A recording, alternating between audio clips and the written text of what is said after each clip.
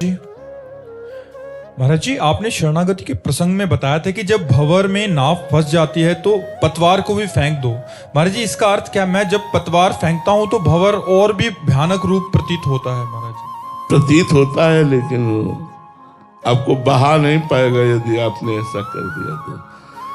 अपने संभाले जब ना संभले, पतवार फेंकने का मतलब है कि कोई भी कार्य, कोई भी विपत्ति, कोई भी समस्या जब अपने संभालने से बाहर हो जाए तो ऐसे हो जाओ। अब जैसा हो ही सोई जो राम रचि राखा, को कर तर्क बढ़ावे शाखा। अब देख लो प्रभु, आप देखो समस्या का ऐसे समाधान हो जाएगा। पर ऐसे करना बड़ा भयावह लगेगा। आपको कुत्ता काटने दौड़ रहा है, आप डंडा फेंक के ऐसे हो जाओ, नाथ मैं आपकी शरण में हूं।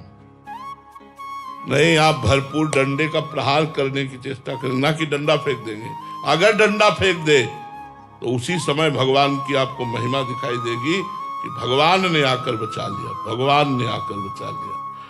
हम 11 बजे रात्रि की बात कर रहे हैं, तो 11 बजे भिक्षा पाके आ रहे थे, तो किसी का कुत्ता, वो जो बड़ा बड़ा होता है, वो रोड में टहल रहा था, मगर दौड़ा हमारे ऊपर। हमारे प्रहार करने का ध्यान ही नहीं, हम तो चिंतन करते आ रहे थे श्री जी का। न जाने कैसे 13-14 वर्ष का एक बालक आया और ठीक एक ईंटा उठाकर ऐसा उसके यहां मारा कि कू करके भागता वो चला गया। अगर वो ना मारता तो वो बड़ा कुत्ता हमारे ऊपर हावी हो ही जाता। ना हमने उस लड़के को बुलाया, ना हमने भगवान को पुकारा, केवल उनका चिंतन कर रहे थे। उनको अपने दास की रक्षा करनी है तो कैसे दौड़ करके आया। हम कह ये सब क्या है?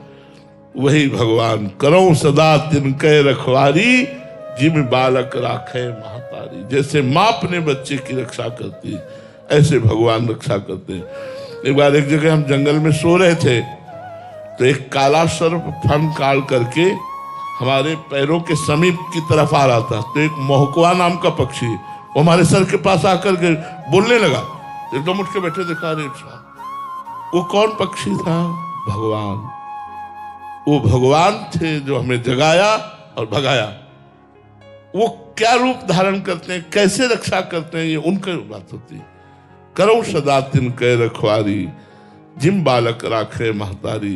यदि भगवान की शरण में हो तो हर संकट, हर विपत्ति, हर दुख, हर अमंगल वो भगवान किस विधान से नष्ट करते हैं हमें पता नहीं, पर वो नष्ट हो जाएगा।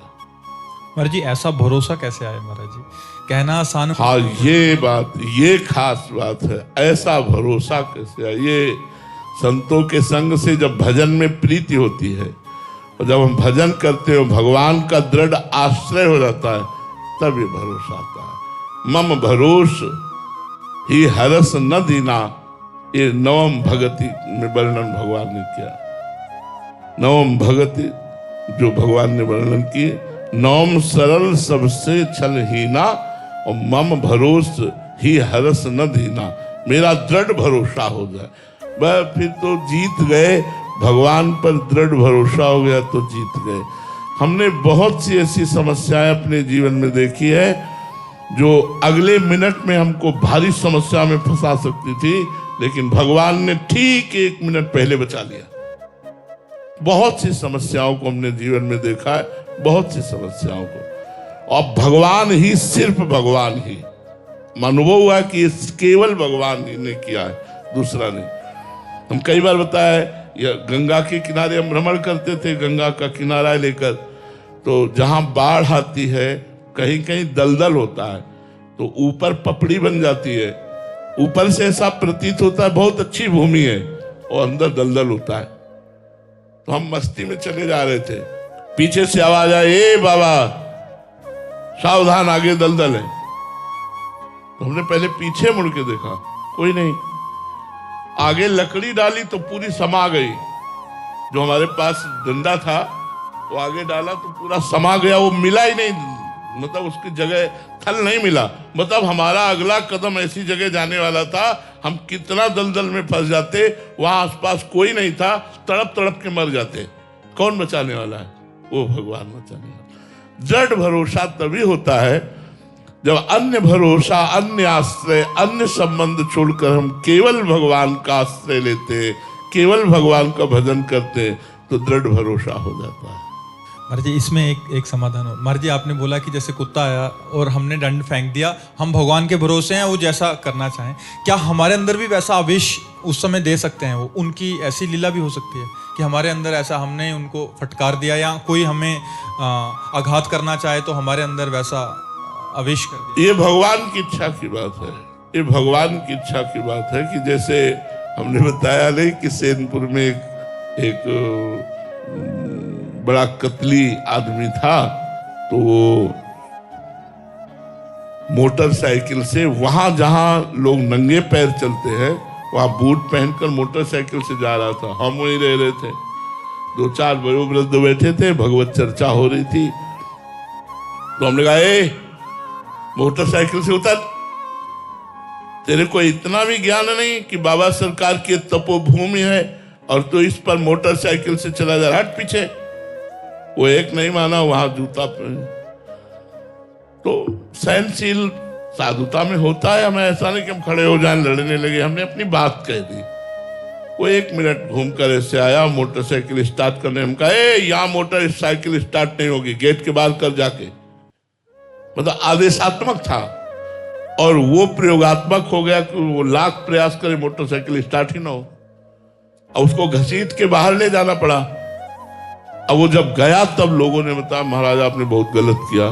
हमने कहा, हमने क्या गलत किया? बोले 10 कत्ल किए हुए, ये नामी गुंडा एरिया का है, रोज शराब पिए घूमता रहता, किसी को भी काट के फेंक देता है, और आप यहाँ अकेले रहते हैं। मान लो एक पंजीरी बाबा नाम के संत, बोले आप संत हैं, आप रहते हैं, कहीं कुछ आकर बवाल ना कर दे आपके साथ।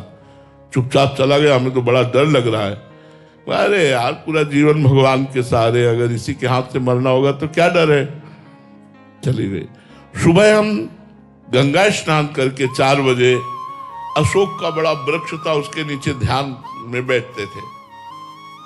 थोड़ी ही देर हुए थे ध्यान में बैठे हुए कि जूतों की खर खर आवाज पत्तों में होती ना, तो ऐसे आई। तो धीरे धीरे बहिर्मुख हुए। हमने कहा, कौन आ रहा है इस समय? तो कोई आता नहीं। देखा तो वही था। बिल्कुल मुझे भय नहीं लगा, वो भगवान की कृपा। जैसे आपने पूछा कि क्या आवेश भी आ सकता है, तो भगवान भी आवेश, बिल्कुल भय नहीं लगा। उसने आगे कहा, हाँ ए बाबा, कल बड़े बड़े डायलॉग मार रहा था, यहाँ मोटरसाइकिल नहीं, यहाँ जूता नहीं, यहाँ चाकू निकाली, ऐसे बोले जानता है इसको, ऐसे चाकू रखी, और पिस्तौल निकाली, बोला जानता है इसको, ऐसे रखी, बोला अब बोल। बिल्कुल वही बोल, वैसे सिंहवत एकदम आवेश आया, और कमंडल गंगा जी का खोला ढक्कन। हमने कहा, इसको जानता है, इसे गंगा जल कहते, तू है और मैं हूं, उठा चाकू और अपनी बंदूक पिस्तौल, चला हम पर। उस समय का वो आवेश देख करके वो अपनी पिस्तौल अपनी जेब में डाला और भागते नजर आया, भागते नजर आया। दोबारा बोला भी नहीं, हमारी तरफ देखा भी नहीं। कौन था वो? भगवान ने उसे भय प्रदान किया।